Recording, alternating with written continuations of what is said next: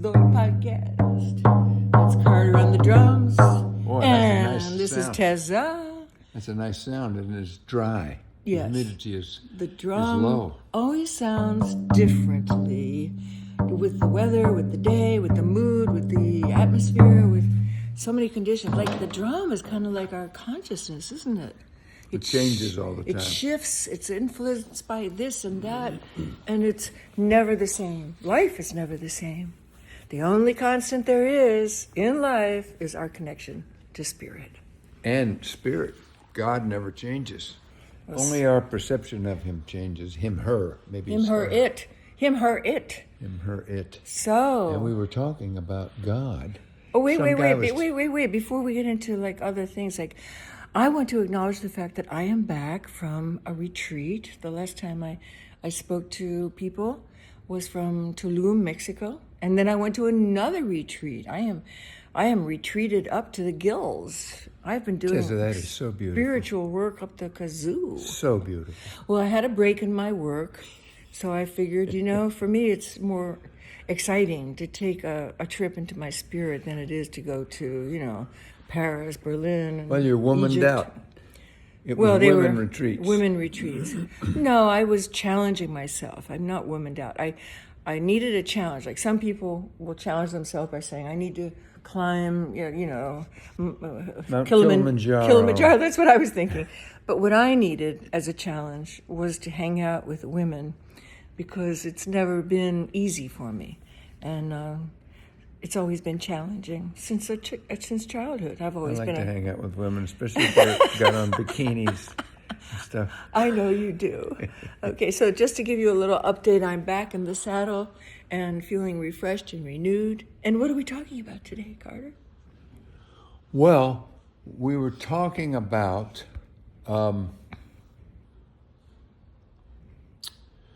something interesting that happened over the weekend, but we were actually talking Just blurt about... it out, just blurt it Well, out. our exercise for this week is to walk in the other person's moccasins and to not be quick to judge, not to judge at all, but to, on the contrary, anytime we have a judgment coming up or a feeling that we want to say something negative about someone, that we, number one, never say anything negative about anyone ever, and number two, walk in their experience and try to think about why they're doing something that we don't like, that may be a function of their experience that we don't know or understand. And that's practicing compassion. Yeah, and That's real compassion. A classic example of that would be if somebody cuts you off on the road, the first thing you want to do is get mad because they're driving badly.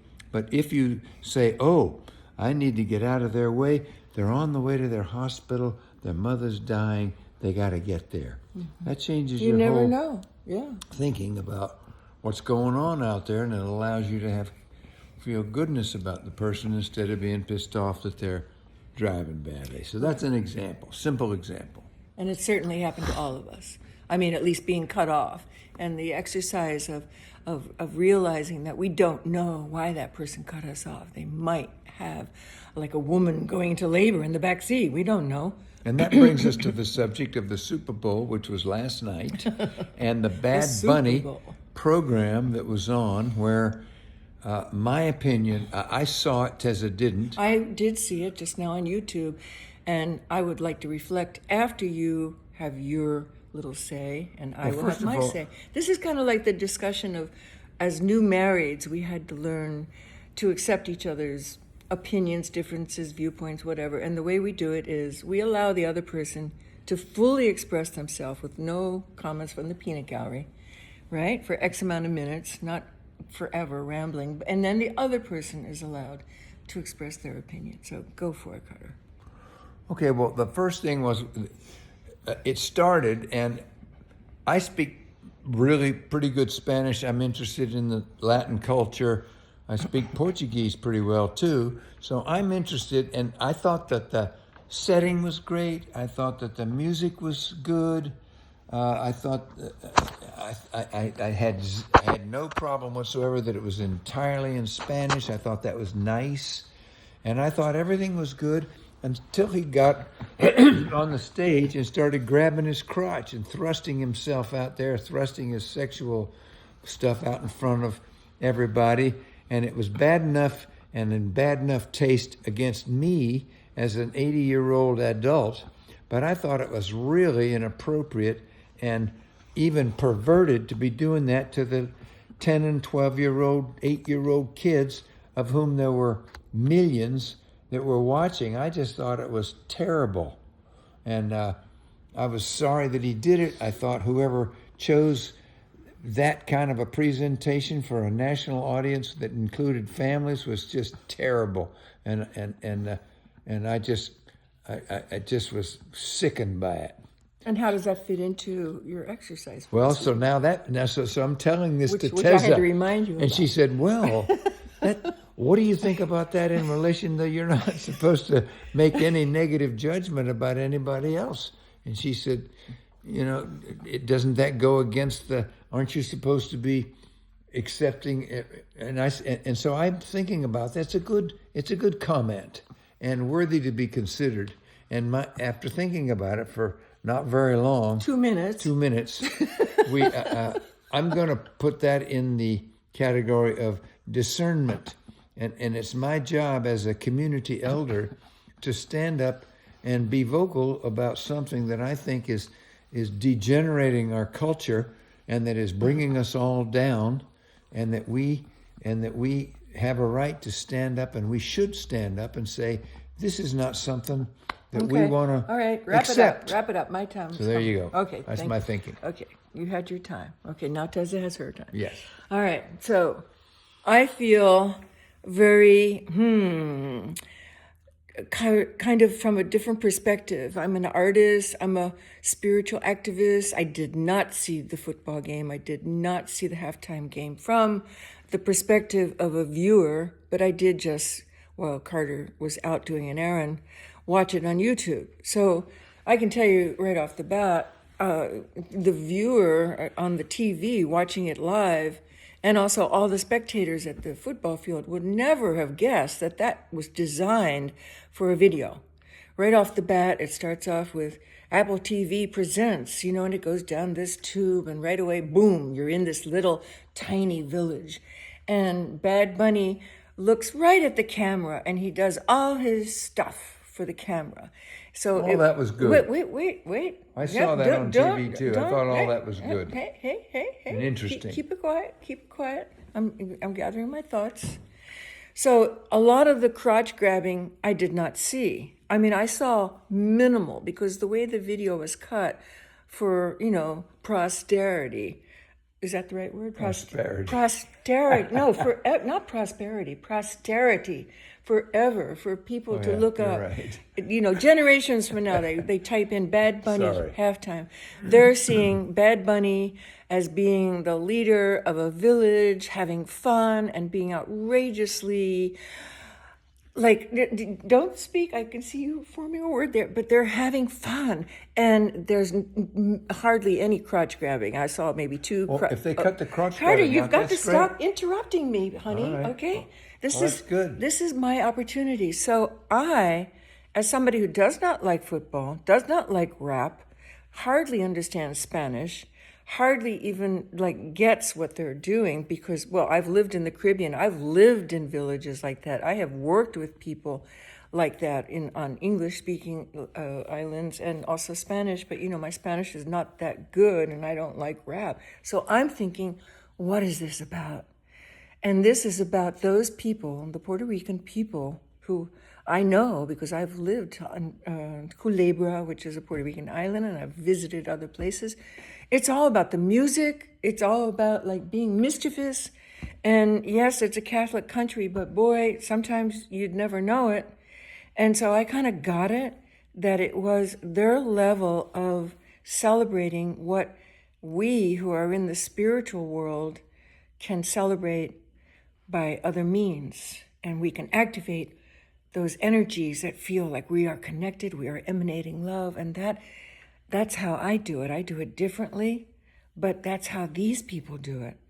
And I don't like separation, But I'm not somebody who's going to get out there and gyrate, well, not just because I'm older, but I think it's too sensual, like you said. But that is what's happening to our culture. And I see that all the hardships that's happening in our life right now is pushing us. And we are going to be forced to become spiritual because of the challenges, because of the hardships, because of the atrocities and the abuse and blah, blah, blah, blah, blah, et cetera, et cetera. And Bad Bunny is presenting his only way of knowing how to connect to that spiritual force, which is through, the crotch grabbing, thrusting, rap, blah, blah, blah. That's his method. And when Lady Gaga got up to sing, it was just like, come on, Lady Gaga, give me a break. Please, you don't even know how to move your hips. I mean, she's trying her best to fit in, but it was just so phony. And I'm not criticizing, but these people were attempting in their method to celebrate spirit. They really were. And I'm not going to judge them. I'm really going to say that Michael Jackson is the one who started the whole crotch grabbing. That's true. That's right. He started, and how many years ago was that? That's He wasn't the That's first. got to be 25 years ago, maybe 30. But it was perverted then, and it's still and perverted. Madonna's been doing it. Blah blah. Okay, It's not right. Okay, wait. But people relate to it because the sex and spirit are in the exact same energy consciousness, called the chakras in yoga.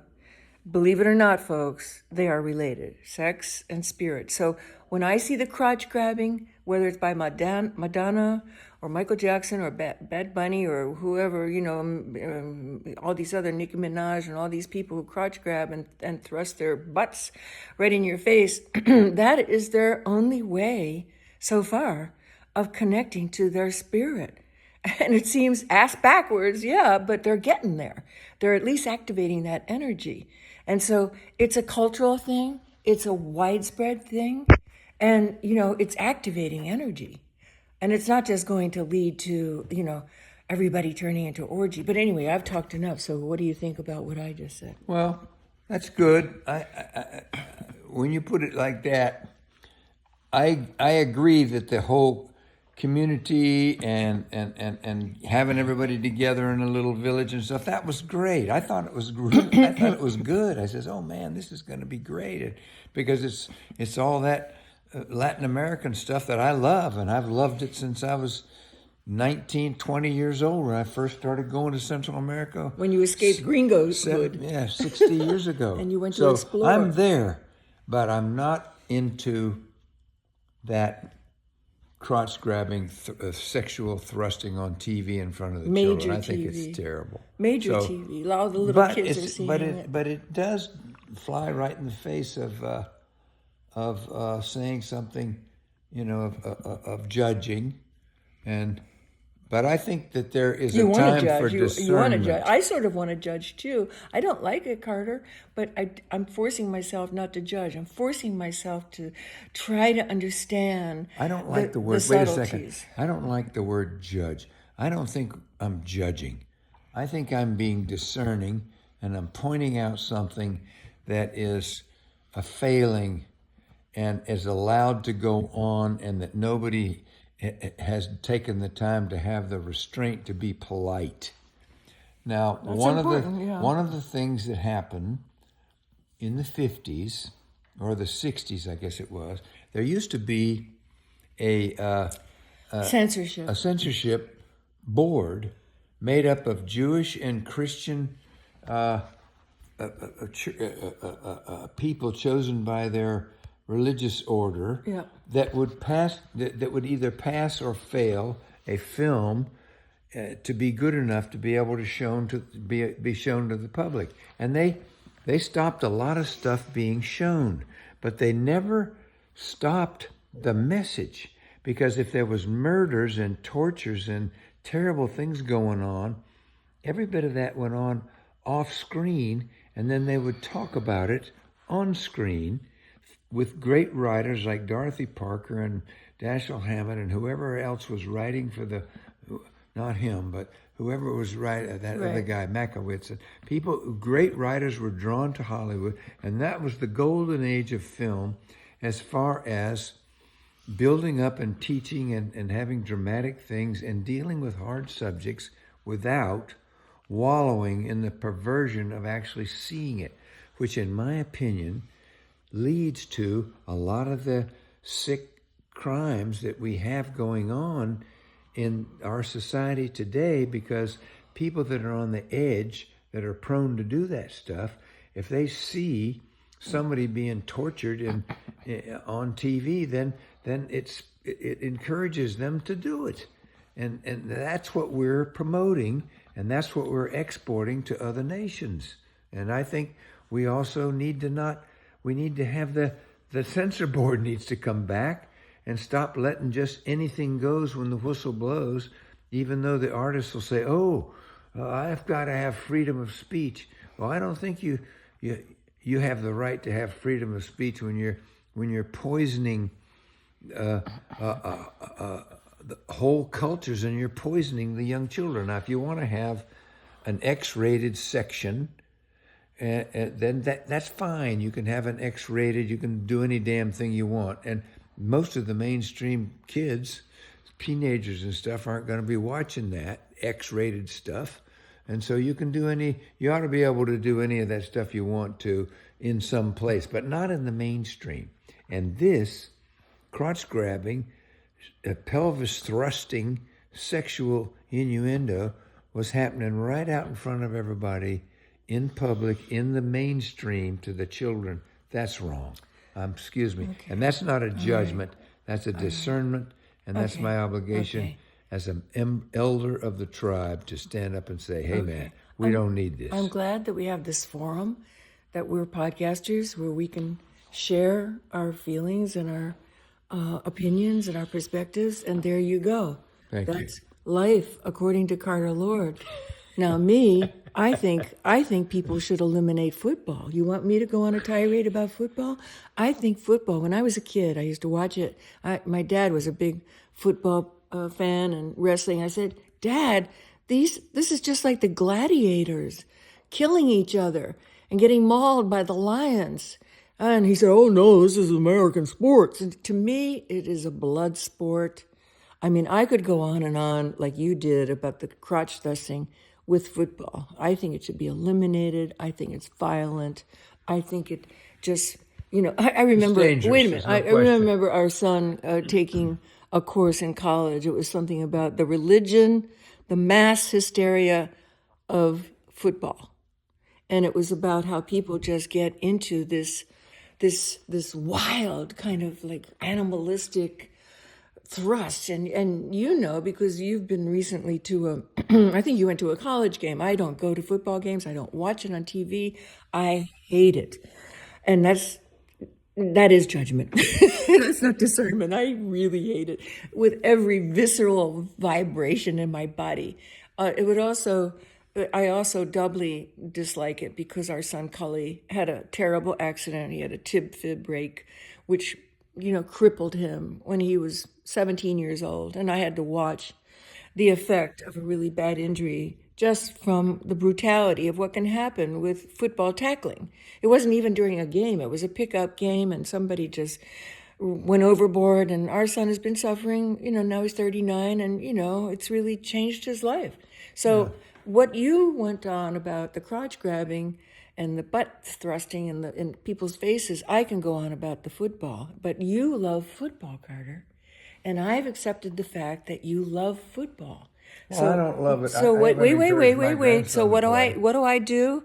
I let you watch football, and I close the door. You let me. I do. I don't say, hey, shut that. No. We used to know a lady, Pura, remember? She wouldn't let her husband. Well, that's his fault. She ended up having a terrible demise. They get a divorce. They got a divorce because she was trying to push him around. So you can't tell people what to do. But I loathe it. I never, last year I joined you because, you wanted me to. You asked me to join the family. And it was torture. Okay, so let's change the subject. I mean, you asked me to join me for wait a minute, I'm not getting my sentence out. You asked me last year, kindly, to join the family, our daughter and our grandson, to join them and you for the Super Bowl, and I did. Okay, so let's change the subject and bring it into something that is a little simpler, and that is the idea of watching ourselves, like me today, going through the day and making note every time I want to think badly about someone or say something bad about someone or just have a snippety attitude about someone or something. And it is my obligation, I believe, spiritually, to refrain from doing that. And none of us should ever really say anything bad about anybody else, ever. And we can say it, we can be against things, like I could be discerning away, but I wouldn't be saying anything bad about Bad Bunny, for instance. I wouldn't be disparaging him or any Well, you other just person. did. I didn't. And Yes, Barrett, you did. I did not. And I did not. Yes, you did. You I said when he started. disparaged Wait a minute. the When thrusting. Listen, his behavior. Yeah, the behavior His of behavior. thrusting that out there. I'm not putting him down. And none of us should be thinking badly about the lady at the 7-Eleven or anywhere we go. We are not, or our friends or somebody we disagree with. We've got to be able to not say anything bad about anyone, and that is a universal spiritual truth, which is important. So what do you think about that? I think that we have a bad example in our administration these days, and kids are getting a worse example of how to be compassionate and loving from you know who. And I'm not going to mention his name, but I mean, this is a very... Well, I would agree with let that. me, you asked me. Oh, you agree, good. Yeah. And it's a very conflictual time, and I believe the forces of good and evil are battling it out right before our very eyes every single minute of this current time. It's not just at the halftime. And it's a very interesting time. And like I said earlier, I truly believe that it's all for a higher good, that we are being pushed. Those of us who are aware of what's happening, we are being pushed to stand up for the light, for the love, for the compassion, for the unity, and for doing everything we can to combat all this negativity, all this bullshit. I mean, when somebody starts griping to me, I just look them in the eye and I do not say anything. Well, I will agree with you. And if they ask me, what do you think? I will say, you really want to know what I think? And I will tell them that it's about the choice of becoming a more loving and kind society. Each one of us is faced with that. But when I hear you say these things, you talk about the behavior, and you talk about the name calling and the personal denigration and name calling. This is always wrong. And you can be sure that anytime you read anything from any newspaper or any political or media, or you hear anyone, or you do it yourself, if you're personally putting someone down or calling them a name, you're in the wrong. Now, you can certainly stand up and say, well, I don't think we should be doing this or doing that. That's a behavioral issue. You have every right to feel that, and you have every right to speak it and say it, and you have an obligation to stand up for what you think is right, but not in a personally denigrating way, because people, we have to consider, and we are called upon to consider for spiritually, that other people have different experience. They're acting in the way that they're acting because of something that has happened to them that we may not know about. And so we got to cut them some slack as far as putting them down personally. Yes. And being led to have an understanding. I agree. And if we can do that, 90% of the stuff that's going on in the world will be solved. And that's why I think it's so great that you and I are podcasting still. I mean, it's difficult, folks, especially for me. I have to do the technical, and it's not easy for us to sit down. I mean, a lot of married folks don't sit down and have this heartfelt, repartee like we do whenever we podcast. I mean, it's an effort. It's easier just to go through our day, and Carter does his thing and I do my thing, and we go to bed together, right? But we are offering this sharing from our heart, and to as a way of, I don't know, compensating for all the negativity in the world. It started off as a lark when we went camping 7 years ago, 2019, and then with the pandemic, we went to the couch and we went inward, and now it's become really a deep sharing exercise for me, at least. Well, we're And trying to. I'd like to think it is for you too. Yeah, well, life is a school. We're all in school. Everybody that's listening knows and is working on it. And I think almost everybody is trying to be the best that they can be and be their best person. And that includes and that entails modifying our behavior as we recognize things that we can do better, and trying to be a channel of blessing to other people, and going through life in it with a helpful attitude, and serving others, because that's the golden rule, and that's the essence of every religious or high thinking group, and that is to treat people as you would be treated, and to be in service to others, and to not let my ego run me to the point where I run over people.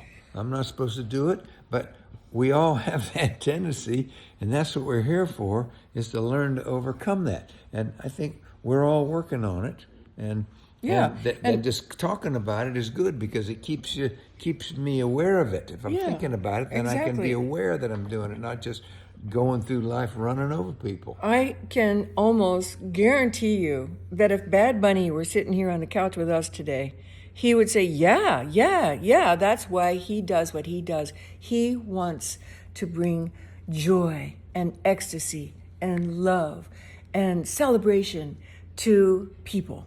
I know that that's what he's doing. Well, I would guess that's true. And in his milieu, which is that sort of, grind and bump and, put your fanny in the face of everybody and practically have sex in front of each other, that's their form of having ecstasy.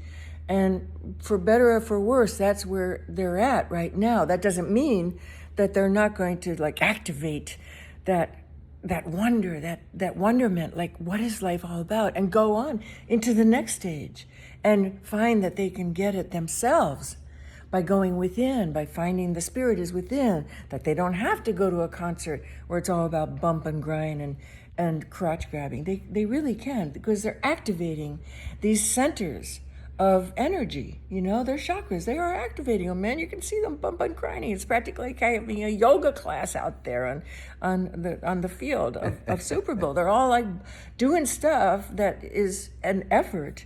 And it is true that the spiritual energy and the prayer God energy is very closely related to the sexual energy, and that's why a lot of these high people, like preachers and yoga teachers and gurus and all these people, and popes and everybody, have sexual problems, and because popes and bishops and priests. If you don't spiritualize the sex, it's the same energy. It's the same energy, but it just has to be the same exact directed energy to a higher spot. And so, and I will admit also that the culture of the entertainers, it has been established in the last 20, 30 years through Michael Jackson. I think and Madonna. Those two started it. God bless them. And that other.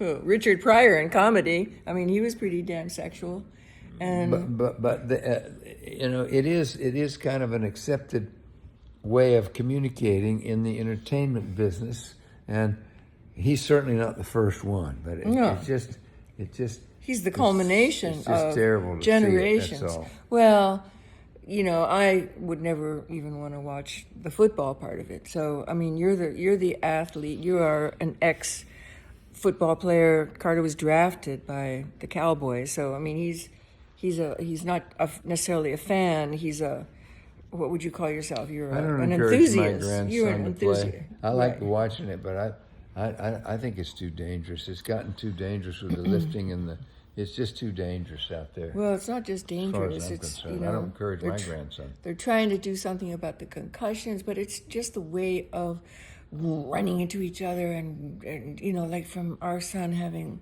had his leg broken in half. Anything can happen out there, anything. So I don't know. We don't have to go into the morality of other people's desires, but let's bring this into a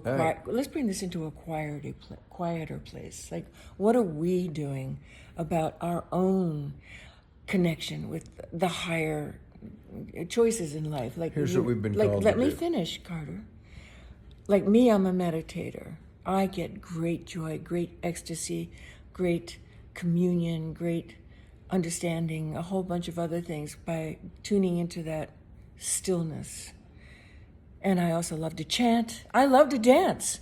I do all sorts of things. I love to be in nature. I love to garden. I love to be with good friends. There's all sorts of things I do to create that ecstatic connection.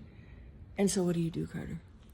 Well, I think this exercise for this week is a great one because my monkey mind is constantly judging and saying and being prone to pointing fingers and judging and saying things and the exercise makes me really aware of it. And I think that's 2/3 of the battle is being aware that you're on the verge of doing that and catching yourself. So every single time, if you catch yourself one time today or if I catch myself once not saying something ugly or judgmental or finger pointing, if I do it, that's progress.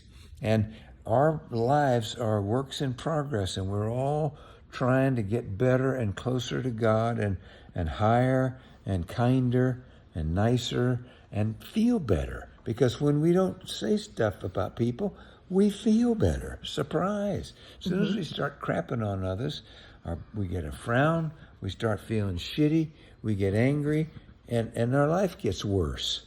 So the awareness that I need to watch my thinking, watch my tongue, watch what I say about others, and trying to put myself and imagine how their experience might have be the one that's the driving force, and they might not even be aware of it.